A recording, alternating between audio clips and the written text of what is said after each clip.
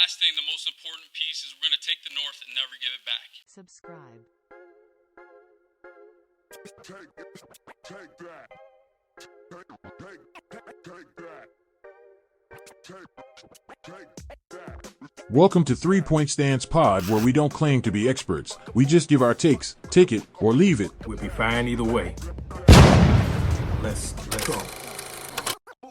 Hello 3 Point Stance viewers. This is Octavius Vernell Brown reporting for 3 Point Stance Podcast. Call me OV for short. Take a second to hit the like button and subscribe if you haven't already. It helps the show in a big way.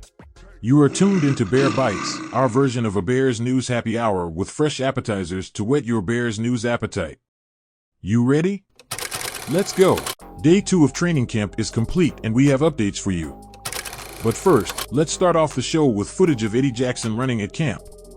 It's great to see Bo Jack back and participating in team activities after a season-ending injury. Let's hope he can return back to pre-injury form. He was looking like a Pro Bowler last year prior to injury. The offense reportedly had its struggles again, but were better than day one.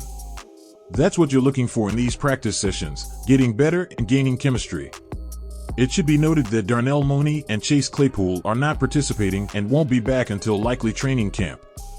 Justin Fields and DJ Moore continued showcasing their chemistry and stacking big plays. In today's practice, DJ Moore snagged a pass in double coverage over cornerback Jalen Johnson and safety Elijah Hicks. It shows the trust that Fields has already found with his new star wide receiver and the dependability of DJ Moore as a number one receiver. Coach Matt Eberflus made it clear that he feels pass protection is a priority for his running backs. In today's after-practice presser, he said there is a lot that goes into the position. His main points of emphasis: Number 1, protecting the quarterback. Number 2, run the football. End quote.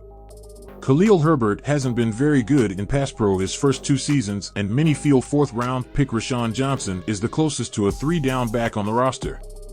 It will be interesting to see if Herbert can change the narrative and improve in pass pro this season. Great to hear that Robert Tonyan is making plays in practice. The ex-Packer was signed to a 1-year deal and will look to provide another dependable pass catcher to the tight end room. He was a touchdown magnet in 2020, hauling in 11 receiving touchdowns. Let's hope he can bring some of that end zone magic for the Bears this year.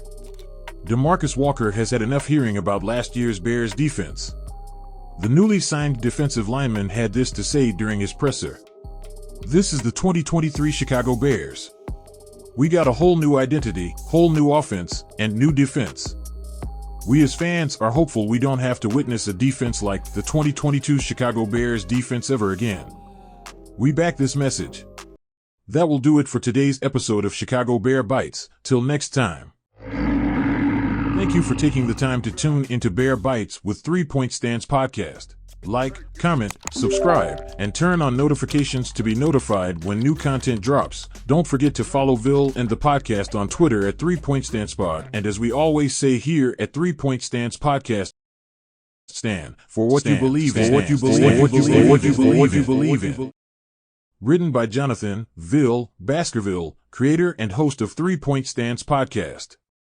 All rights reserved.